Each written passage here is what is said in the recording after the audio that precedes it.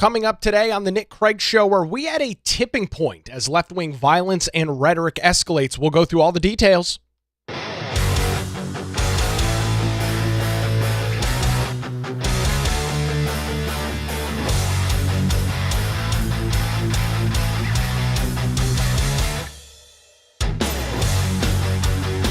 And a good Friday morning to you. Welcome into the Nick Craig Show, streaming live this morning on YouTube, Rumble, X, and Facebook. Don't forget that you can take the show with you 24/7 on demand by checking out the Nick Craig Show in your favorite podcast app. You can also listen online by visiting the website nickcraig.com. Our show this morning is brought to you by Melissa Gott and the team over at the Law Group here in Wilmington. For any legal problems, reach out lawgroupnc.com or give them a call, 910-251-6088. We'll hear more from them coming up a little bit later on in the program this morning. My question for you is one that is pretty simple. Are we at a tipping point with left-wing violence and left-wing rhetoric? And this is a question that has been asked probably quite a few times over the last 10 years. And once again, I think it is a fair time to begin having the very serious discussion and the very serious dialogue that needs to play out as it relates to what you are seeing right now, most predominantly in the state of Minnesota, and more to narrow it down even further, in the city of Minneapolis, where over the last 2 weeks, you have had multiple situations in which federal law enforcement agents, which seems to be just lost on the political left. They, of course, continue to use this dehumanizing rhetoric.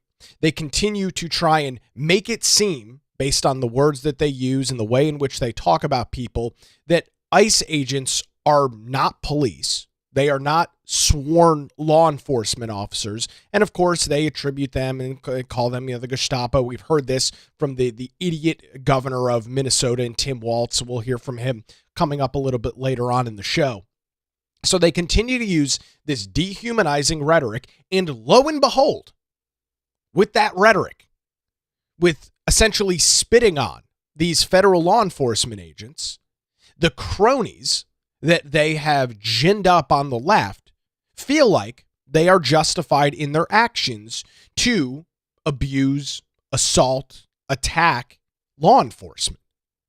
We've seen this playbook before. And we had this conversation back in the summer of 2025, in the immediate aftermath of the assassination of Charlie Kirk. There were serious discussions going on, even to the credit of, at least at the time, some of these left-wing news outlets. There were some discussions that went on about the language that is used to describe the so-called political opposition. And I've said this for many years now, for those that have followed me for quite some time. You've heard me say this before. I don't have an issue with having political disagreements. That's not what we're talking about. I don't have an issue with you saying you believe that the president is out of his lane, that the president is out of control with what he's doing with ICE. That is a completely fine political opinion to have. I don't agree with it. I think you're dead wrong if you have that opinion, and I think the law is on our side. But you're okay to have that opinion. You're fine to have that thought. I'm not offended by it. I'm not the thought police. My objective and goal is not to sit here and say, well, you're only allowed to have a thought about this or that. No, that's not the point of this at all. Having legitimate political discussion and debate and legitimate disagreement is a good thing. It's something that for a long period of time, I think, made the United States stand out as it compared to other democracies, using a term that the left always uses, across the world, is that we did have very serious political debate. We had, in some cases, some ruthless political debate, but it was debate. We don't seem to have that right now. We're not debating over whether the president should or should not. We're not debating whether Kristi Noem should or should not surge Immigration and Customs Enforcement, ICE, and other members of DHS into cities like Minneapolis and states like Minnesota. That's not the debate that we're having. The conversation that you're seeing currently being propagated by the left is all about whether this administration is not enforcing immigration law, not whether this administration is acting within its constitutional jurisdictions, not whether this administration is breaking the law. No, that is not what the conversation is at all. It surrounds the simple fact that this administration is acting as an authoritarian, dictatorial regime. And that's not a debate. I mean, when you want to debate or discuss something, there's got to be some level of truth or some level of opinion that you're basing it on.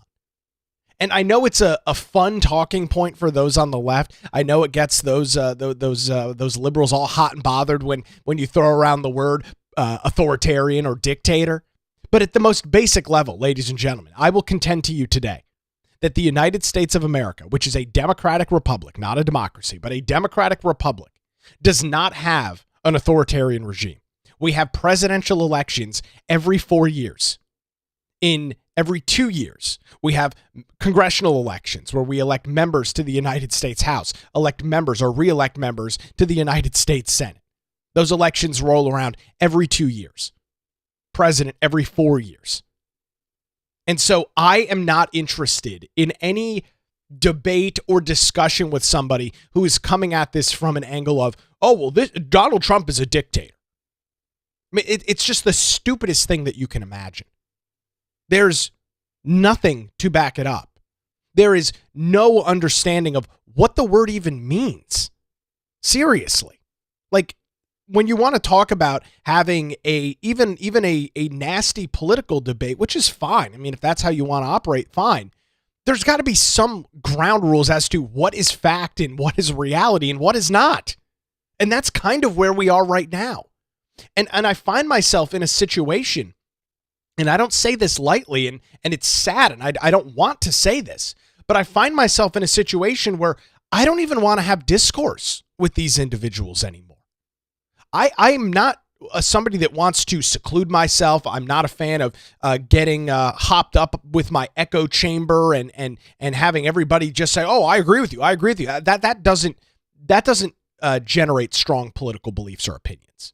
That does not make you more intelligent and more competent to discuss very important, legitimate issues. It doesn't. And you've seen that spiral out of control on the political left, specifically when you look at the media apparatus in America. Because they are so insulated, because they have only surrounded themselves with individuals that think what they think, believe what they believe, it makes them, in large part, pretty incompetent to have a legitimate discussion and debate about something when they are hearing conversation from the other side, because they're not used to any pushback. They're not used to having to defend their opinion to somebody that is coming at it from a completely different perspective or a completely different angle. And so that you've seen kind of the rapid progression of that, I think, on the left. And I don't, as a conservative, I don't want to be in that position. I don't want to be in an echo chamber. I want to be able to intelligently articulate my thoughts and ideas. I want to be able to express my concerns, express whatever it might be in a way that doesn't make me seem like an out of touch, deranged lunatic. But I'm finding it hard. How can you have a serious discussion with somebody about whether the president and this administration's ICE enforcement operations in Minnesota are legitimate when from the go, from the starting line, the conversation is Donald Trump is a fascist? What kind of discussion are you going to have after that? What kind of legitimate ground are you going to break when that is the immediate starting point? And that's what you're seeing right now. That is the current dialogue and the current conversation that is playing out, not just in Minneapolis and in Minnesota, but across the country as it relates to the situation unfolding there right now. I mentioned it briefly yesterday. You had yet another attack on federal law enforcement in the city of Minneapolis. You had an illegal immigrant who decided it was a good idea to attack federal law enforcement. We'll get into the details coming up here in just a few minutes. Who thought it was a good idea to attack federal law enforcement, and he was shot. He wasn't killed. He was shot in the leg.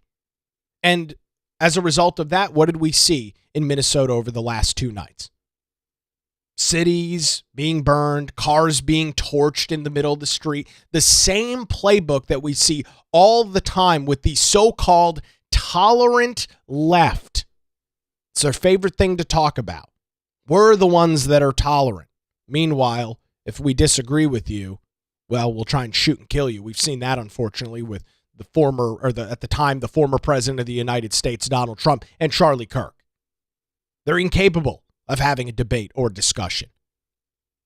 Politics is their moral identity. It is their religion, and it is spiraling out of control on the political left.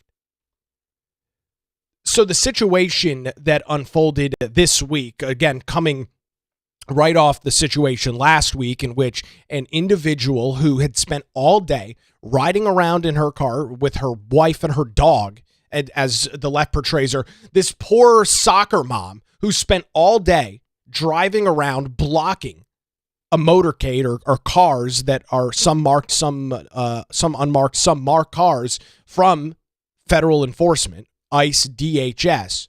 She decided that it was a good idea when she was getting orders to get out of her car that she was going to try and speed away from the scene so she didn't have to pay a price for her actions, which is also a growing trend on the left. There is very little, if any, accountability for anybody on the left. You see this all the time. They do something and they believe that they should be admonished of any sort of responsibility for the things that they've done. And it creates a very bad situation like the one we saw last week in Minnesota, where when you are told by federal law enforcement to stop your car, not even federal, hell, local, state, municipal police, if a law enforcement officer tells you to stop your car and you try and drive away, you are making a very, very poor decision. You are making, in my estimation, a very, very stupid decision that could put yourself at serious risk. We saw what the result of that was. Renee Good decided she was going to speed away from the scene. She clipped a federal law enforcement agent. He shot and killed her. That was the starting event that really has kicked off what we've seen over the last week or so. And so this story that happened in Minnesota this week is even more insane because the attacks are becoming more brazen, and it's getting out of control. Here is the situation in Minnesota this week. According to DHS spokesperson Tricia McLaughlin, federal agents were arresting a male from Venezuela who was illegally in the United States when the person fled the scene and began to resist and violently assault an officer. 2 people allegedly appeared from a nearby building and joined in on attacking the officer with a snow shovel and broom handle. So you had 3 individuals, one of which we know for sure is illegally in the United States. It is highly suspected that the other 2 were as well, decided that they were going to physically assault a member of the Department of Homeland Security, of which ICE and Immigration and Customs Enforcement falls under. McLaughlin said the officer feared for his life. I mean, this is a 3v1 situation unfolding. The officer feared for his life and fired defensive shots, striking the person who agents were seeking in the leg. McLaughlin said that the agent and the person who was shot were in the hospital, and the 2 other people she accused of attacking the ICE agent were in custody. So you've literally got like gang fighting going on in the streets against federal law enforcement. You have now got swarms of individuals that when they see ICE conducting legal operations, and this, again, is part of the problem that we're seeing right now. ICE is allowed to conduct operations. They are. You might not agree with what they're doing, again, which is fine, but you can't say with any level of confidence or certainty that they aren't allowed to do that, because they absolutely are. Federal immigration law. I always like to remind people this, and this is something to use if you get into these debates. Federal immigration law has not changed in any substantial matter in quite some time. This administration, the authoritarian regime that we're always hearing about, the boogeyman according to the progressive left, Trump hasn't changed immigration law. The Republicans who control Congress, they have not changed immigration law. These laws were on the book during the Biden administration, the first Trump administration, during the Obama administration, the Bush administration, the Clinton administration. I mean, you can see how far this stuff goes back. For a very, very long time in our country, it has been illegal. It has been a crime to ignore our legal ports of entry, ignore our legal asylum process, and come into the United States illegally. That is not a new thing. That didn't just spawn up in the last couple of years. It has been that way for a very long time. However, under previous administrations, we saw that they would turn a blind eye to the issue. That's why you saw these caravans of individuals storming up through South America and portions of Mexico coming into the United States, because they knew that there would not be consequences for said actions. They knew that in large part, they would probably be able to get away with breaking federal immigration law and coming into the United States illegally. The previous administration turned a blind eye to it. The border czar, Vice President Harris, didn't do anything about it whatsoever, didn't address the issue. What did she make? 2, 3 maybe visits to the border the entire time? Meanwhile, tens of millions of people surging into the United States? That seems to be lost in this entire conversation. But regardless, people that are in the United States illegally are at risk of being deported. People who are in the United States illegally, that have broken federal immigration law, that have decided that our rule of law isn't important, that our rule of law is something that you can just kind of spit at, pass along, throw off to the side, because, you're supposed to, or you're entitled to be in the United States of America. Don't work that way. President Donald Trump, to his credit, said very clearly during the 2024 presidential election that he was going to enforce immigration laws in the United States. For those on the left that are so dismayed by what is going on right now, for Mayor Fry, the moron that's the mayor of Minneapolis, for the clown that sits in the governor's mansion in Minnesota, that are so dismayed by what they're hearing, I guess these guys must have just tuned it out. And that's pretty ironic, especially because Tim Walz ran against Donald Trump and J.D. Vance. He was actively in the presidential election, and he's going to pretend and sit aside and pretend to be shocked and dismayed by what this administration is doing?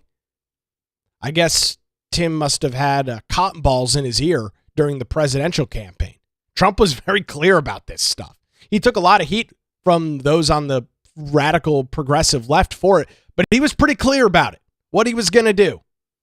We're ending the surge of illegal migration into the United States, which he has done in large part. Illegal border crossings have essentially stopped. I say essentially because I'm sure there's still a couple of people trying to get away with it, but for all intents and purposes have stopped. Now, the second part of this, which the president also very clearly talked about during the presidential campaign, we are going to deport people from the United States. Those that have chosen to spit on our country, disrespect our laws, and feel like they are entitled to be in this country, those individuals are going to be deported. He made this abundantly clear. Now, you could say you disagree with that, which is fine, but he made it clear. This should not come as a surprise or shock to anybody. If so, if you believe that this is truly shocking and surprising, you must have been in a coma during the 2024 presidential election. It was talked about ad nauseum, constantly, 24/7. This is not new. It's not surprising. It's not shocking. And so going back to the question I asked at the beginning of the show, are we at an inflection point? Are we at a breaking point? Are we at a tipping point with what's going on right now? I think the answer is yes. I think we're very, very close to it. Now, one of the reasons that while these protests have turned violent, they have turned destructive. I've got some posts here, some pictures from Liz Collin, who is a reporter for Alpha News, which was one of the news outlets that received some of the earliest videos of the Renee Good situation last week in Minnesota. She published some photos on social media yesterday showing what unfolded in North Minneapolis over the last couple of days. You've got federal law enforcement vehicles and what also appears to be some private vehicles that are spray painted. You've got the windows broken. They're destroyed. I mean, these cars, for all intents and purposes, if you were to roll this car into an insurance adjuster, they would tell you this car is destroyed. We're going to scrap it. There's not anything that we're going to be able to do. These cars are destroyed. And other videos and pictures show some of these cars on fire as well. So I guess we've got another situation of fiery, but mostly peaceful, right? That was the great meme during the summer of 2022, or the summer of 2020, the summer of peace and love, as Antifa, BLM, and other left-wing activist groups roamed U.S. cities here in North Carolina, Raleigh, Charlotte, Wilmington, Asheville, looted, burned, threw bricks, bottle rockets, frozen water bottles, rocks, threw that at law enforcement. Then you had morons like Governor Roy Cooper out on the streets during a COVID-19 pandemic, I'll remind you, when he illegally closed your business, when he told you that you're not allowed to leave your house, you're not allowed to go to church, your kids can't go to school, you're not allowed to go shopping, God forbid you leave your house. This joker emerges from the governor's mansion, Roy Cooper, with his mask on, putting his fist up in the air, marching with the protesters. It's the same situation we saw not that long ago, a couple of years ago. Fiery, but mostly peaceful. Great image that has been floated around social media now since that period of time of some reporter, I don't remember who it was with, ABC or somebody else, standing behind. The backdrop is literally a city burning to the ground. And the chyron, the lower third, says fiery but mostly peaceful protests. And so you're seeing the same playbook unfold right now. The violence is one thing. It's to be expected because it's kind of encouraged. The real question from my vantage point today, and what we'll see as we head into the weekend, some of these things typically tend to pop off more in the immediate days afterwards because, a lot of these individuals are bussed in. A lot of these individuals, these agitators, don't live in Minnesota. They don't live in Minneapolis. Some George Soros left-wing nonprofit has to pay for them to fly or bus them in from some other hellhole Democrat city across the nation. So we might see as we get into Friday night and into a Saturday and Sunday, depending on the weather, it's cold, it's Minnesota, it's the middle of January, we might see continued out of controlness going on in Minneapolis and in Minnesota. The question for me really is, what is the breaking point going to be on the rhetoric? Right, we saw the Renee Good situation play out. We heard in the immediate aftermath of that, this moronic mayor of Minneapolis say that ICE needs to get the blank out of the city. You're not allowed here. You shouldn't be here. This is your fault. This is Donald Trump's fault. I can accept no responsibility for my actions. This is everybody else's fault but me. Some very strong words from not only Mayor Fry, but from the governor of Minnesota as well. Now, the rhetoric seems to be a little different out of this most recent story that I just told you about, where you've got an illegal Venezuelan immigrant who decided it was a good idea that he was going to try and physically assault law enforcement with a snow shovel. I haven't really heard the rhetoric as it relates to that because it doesn't fit the agenda, right? They tried painting Renee Good as this poor soccer mom who was just caught up in a bad situation. Meanwhile, they don't tell you that she spent her entire day actively impeding the work of law enforcement, which, oh, by the way, is a crime. They tend to not mention that part either. It is illegal to obstruct law enforcement. It is illegal to get in the way of any law enforcement entity, whether we're talking federal, state, or local. I would highly, highly suggest you don't try that. It is not a winning strategy. It is not, you are putting yourself in a very dangerous, bad situation When law enforcement gives you some orders, when law enforcement tells you to get out of the way or not do something, it is upon your best interest to do exactly what they say. Now, if you choose not to, that's your prerogative. However, there may be a consequence for it, as we saw in Minnesota just this week. If you're going to try and physically assault a member of ICE with a shovel, there is a possibility that you are going to get shot. The Venezuelan illegal alien who not only decided to deface immigration law by coming into the U.S., thought he was entitled to then attack law enforcement for trying to arrest him. God bless America, right? Imagine that situation. You come into the United States illegally. You openly deface and ignore our immigration law. You get caught, which sucks. I mean, you do something wrong. When you're a little kid, you don't want to ever get caught with your hand in the cookie jar, right? You don't want to get yelled at. You don't want to get in trouble. But you're caught. You did it. You broke the law. There is a federal process that you can follow to legally come into the United States of America. You chose not to follow that, and now you are being detained because you're suspected to be illegally in the United States, or they have information already to back up the fact that you're in the United States. And so the solution is not to give up and say, well, it was a good gig while it lasted, but it's over now. No, it's to physically assault a federal law enforcement officer. What are we doing? What are we doing here? This is what is being spawned up by those on the progressive left. And the rhetoric continues.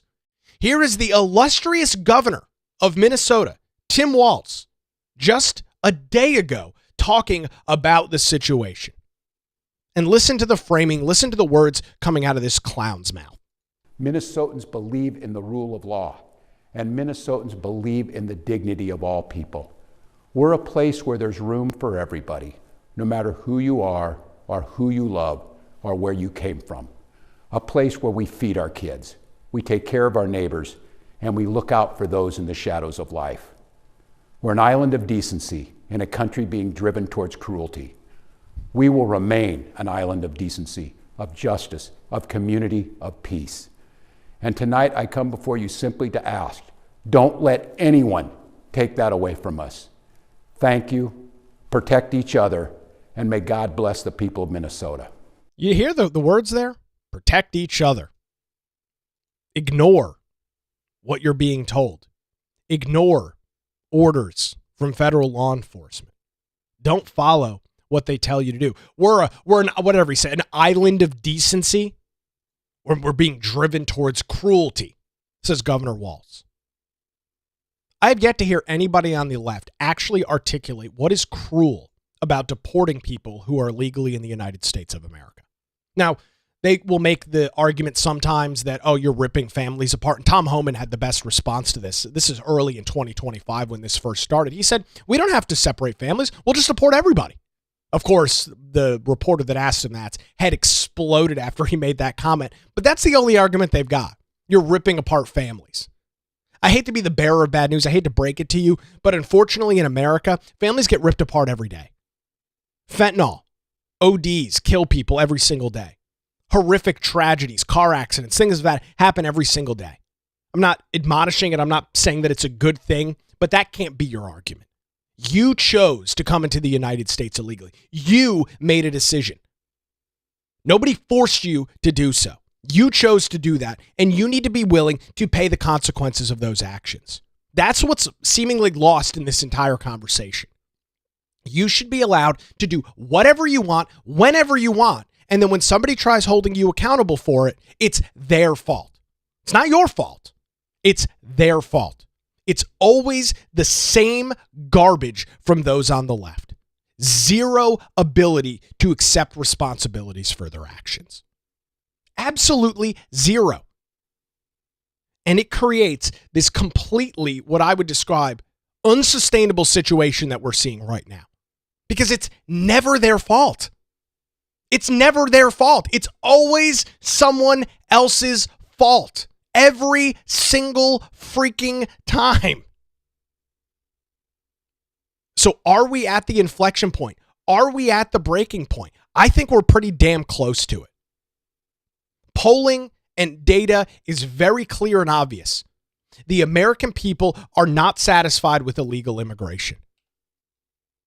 Go back and look at the results of the 2024 election if you don't believe me. I'm not arguing this point.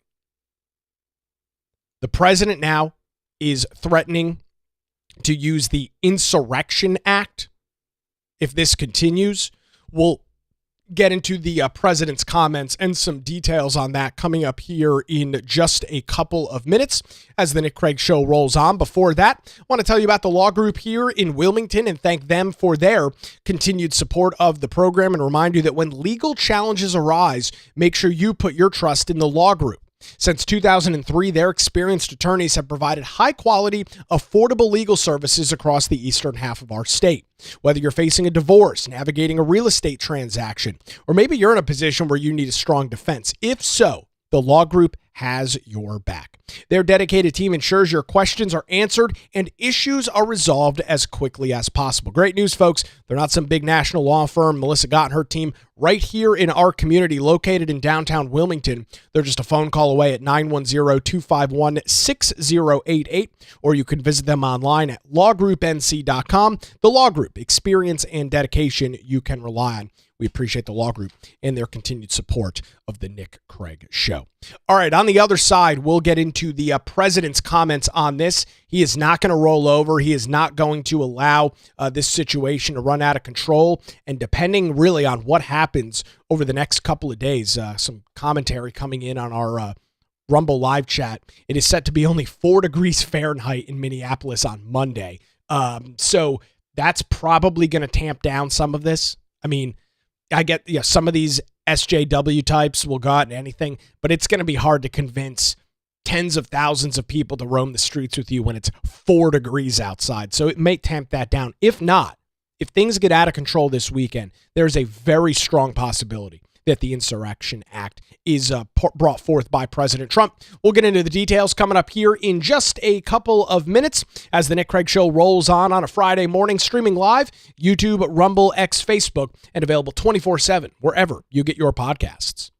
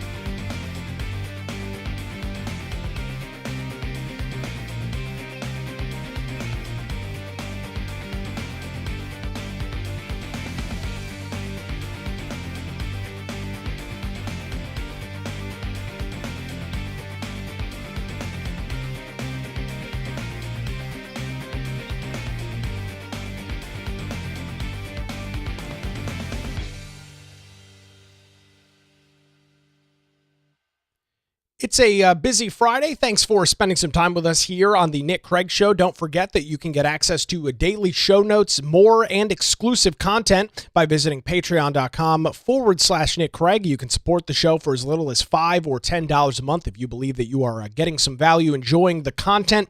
Patreon.com/Nick Craig. Get access to those daily show notes and more, including our exclusive Patreon Zoom chat that we do once a month. That's coming up here in the next couple of weeks. Patreon.com/Nick Craig, or you can visit the website nickcraig.com. There is a link on there as well. So President Trump has now stepped into the situation in Minnesota, and he's threatening to invoke the Insurrection Act against the state of Minnesota, the Democrat-run state, all of the Democrat cities, because attacks have become more brazen and more violent on federal officials, who we've already heard from people like the Minnesota mayor, or the Minneapolis mayor, the Minnesota governor. They don't want ICE, Immigration and Customs Enforcement, in their communities. They don't really get a say on that at all. These are federal operations. This is federal law we're talking about. They don't get to pick and choose whether the feds roll into their state or their cities. They don't get a choice. And instead of working with those federal officials, they have decided that they are going to actively act as essentially a roadblock, that they're not going to help with anything, that they're going to allow these peaceful, fiery, but mostly peaceful protests to continue to get out of control. And President Donald Trump's not going to put up with it, putting out a post on Truth Social saying, if the corrupt politicians of Minnesota don't obey the law and stop the professional agitators and insurrectionists from attacking the patriots of ICE, who are only trying to do their job, I will, this is a direct quote from the president, I will institute the Insurrection Act, which many presidents have done before me, and quickly put an end to the travesty that is taking place in a once great state. Thank you for your attention to this matter, President DJT, Donald J. Trump. We're on the precipice of this, and there's a great question coming in. Is this a trap? Is endorsing the Insurrection Act a trap being set by the Democrats? I thought about that, and I think there might be some aspect, some element of that that's the case. But when the rubber meets the road on this issue, I think there probably will be pretty broad approval if it comes to that. And I think a lot of that is going to depend on what happens over the weekend. If these paid agitators, these professional agitators, as the president notes, if they all get to Minneapolis this weekend and start setting the city on fire and continuing to torch federal vehicles, continue to assault law enforcement, the president will do this. And there is very clear examples of this happening in the past. I mean, you don't have to go back that far. You know, former presidents, George H.W. Bush back in 1992, during the LA riots. The president has the authority to do so, right? Because when you boil this thing down, it's completely unacceptable. That's really what it is. When you've got local politicians, local individuals who are essentially instructing, and not even sometimes essentially, just flat out instructing their police departments to allow these violent protests and violent riots to continue, you are looking at that point, dereliction of duty. As a local leader, as a local law enforcement agency, you have a responsibility to protect the law-abiding citizens of your community. And so when you allow these left-wing agitators, these left-wing protesters to loot and riot and torch cars and deface people's property, you are not doing your job. One of the things that I find so interesting about this is the way in which Trump at this point, Trump 2.0, we've seen a lot of this over the last year. The president is kind of just done playing these games. He's not really putting up with the nonsense anymore. He doesn't have to worry about running for re-election. He's got very little to lose in terms of his own political agenda moving forward. And to that point, I think that's one of the main factors that has made this administration so successful in the span of, folks, we're only talking about a year at this point. It's only been 12 months since Trump took office. And we saw him and his team from day one fired out of a cannon, hitting the ground running as quick as you possibly can. And it's amazing to think what has been done in the span of a year compared to what you saw in 4 years of the Biden administration. Now, I'm not saying take your foot off the pedal there. There's a lot more to be done. There's a lot more work that needs to continue, including these federal immigration operations to get those that are illegally in the United States, not only off the streets, but out of the country. It's going to continue. The president has made it abundantly clear that for local leaders, local officials, and even governors like Tim Walz, if they are going to get in the way of these federal operations, there is going to be a price to pay. And all of this, of course, is in the background to all of this is the out of control corruption in Minnesota right now. All right, go back just a couple of weeks. What came forward? This major Somalian welfare fraud scheme, this scandal that forced Tim Walz to announce he's not running for re-election. So you've got all of these different political situations unfolding in Minnesota all at the same time. And it's why it seems like it's kind of a tinderbox. I mean, it's ready to explode. There's so many different elements of this thing unfolding at the same time. And so just on the details of this Insurrection Act, it would allow the president to the use of essential military, whether it's National Guard or whatnot, to enforce domestic laws. That's what the Insurrection Act allows. It would also give the ability to not only this president, but any president that invokes it, the authority to federalize the National Guard and deploy the military to enforce federal law. This is something that the president has threatened at other jurisdictions. We saw that earlier, say this year, but late last year in other municipalities as well. I hope he does not have to do it. I don't think it's necessarily the best look for this administration.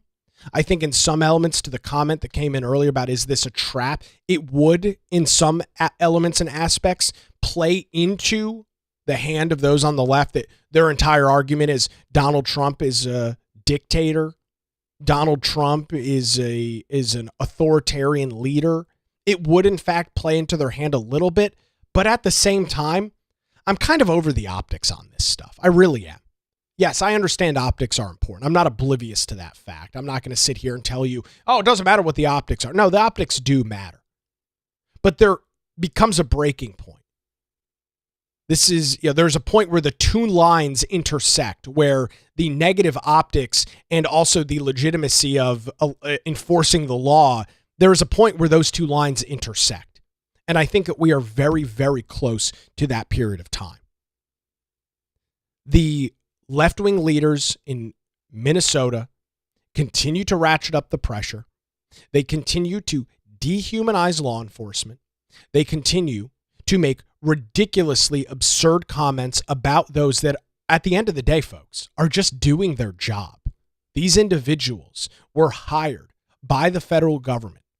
They are professionals in what they do. They are compensated to carry out a job. Their employer is the Department of Homeland Security. Meanwhile, those on the left continue to dehumanize, continue to throw verbal attacks at them, and for all intents and purposes, give the green light to these left-wing agitators, to these left-wing protesters, that it is okay to physically assault them, that it is okay to impede the operations that they're conducting.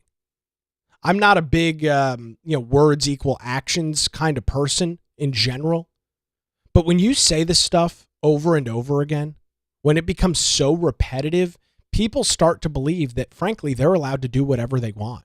And that's exactly what you are seeing in Minnesota right now. That's exactly what you're seeing in Minneapolis right now. These folks on the left have been told there's probably not going to be any sort of consequences for your actions, so we should be able to do whatever we want. Comment coming in on our Rumble live chat. Promises made, promises kept. Trump is not fooling around. Hard to argue with that. Great comment, Leslie, and hard to argue with it. I mean, you can say you hate the guy. You can say that he's a this or that. He made it pretty abundantly clear very early on during the campaign that this is what you were going to see if he got elected. And lo and behold, he's doing exactly what he said. So you can say you hate him. You can't call him a liar. I mean, that's one thing that he has kind of neutered the left on, is you can't say Trump is lying about this. No, not really. You don't have to take my word for it. Go back and watch some campaign speeches during the 2024 election. He made it abundantly clear what he was going to do. You didn't agree with it. Maybe you didn't think he was going to do it. Maybe you should have listened a little more closely. Maybe you should have put some more stock in the words coming out of the president's mouth. And not to get, too far off on a tangent, but many of these individuals on the left probably didn't think that Trump would have the balls to do it, if I'm being honest with you. These individuals on the left, similar to 2016, didn't think that Trump had a shot at winning. They have completely isolated themselves to this crazy echo chamber where reality doesn't exist. They're in their own little cocoon, their own little nest of people that only believe and think the same thing that they do. We saw this play out in 2016. Trump can't possibly win. Everything he says is a joke. There's no way that this is actually going to happen. Lo and behold, you wake up one morning, early November of 2016, and holy crap, Donald Trump is the president of the United States. Maybe we should have taken him a little more seriously. Maybe we should have listened a little bit more to what he was actually saying. But the left wasn't capable of doing that. They're arrogant. They don't want to take solace and stock in anything that anybody else says, because their worldview, their viewpoints, their opinions are the only ones that matter.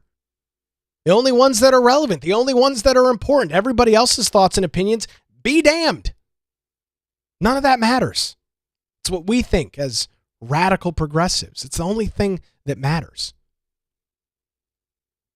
And so, again, just kind of closing up this conversation, a lot of this is going to depend on what happens this weekend. I feel pretty strongly that the weather in Minneapolis is probably going to cause this not to play out the way that it does. I just think the idea of getting a large group of individuals together when it's freezing cold outside is pretty hard to do. Now, maybe that's a good opportunity to burn some stuff to the ground.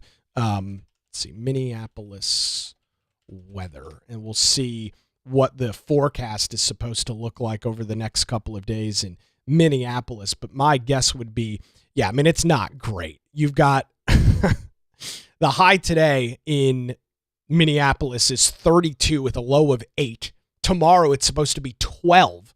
Sunday, the low temperature is -8 degrees with snow. Monday, the high is 4 degrees. All right, so I would suspect that these temperatures, these weather conditions are probably going to quell a lot of the activity in Minneapolis and throughout the rest of the state of Minnesota. I mean, how long are you going to be out in protest when it's literally -8 degrees outside? Probably not that long, but I don't know. I mean, I guess if you're getting paid a couple of $1,000s to do it, then in all likelihood, maybe you will. By the way, I also note there is a slight chance of some snow showers here in Wilmington this weekend as well. The model trends and the odds seem to be going down for the possibility of that, but there is still a chance that as we head into early portions of Sunday that we will see some snow, potentially very minuscule amounts, but see some snow across the area as well. If anything drastically changes on that forecast, we'll bring it to you right here on the Nick Craig Show.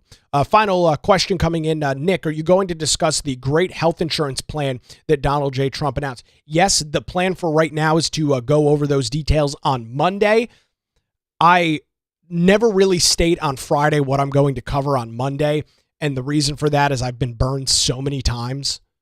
The news cycle, especially under this administration, happens so quickly that unfortunately I do a lot of prep and a lot of research on a Friday. Something crazy happens over the weekend, like, I don't know, capturing Nicolas Maduro, as we saw just a couple of weeks ago. And then I essentially have to throw all of that out. So yes, the plan right now is to get into the health insurance plan on Monday. We'll see what happens, not only with this situation in Minnesota, which, I got an email yesterday from somebody saying, hey, you got to stop, talking about this.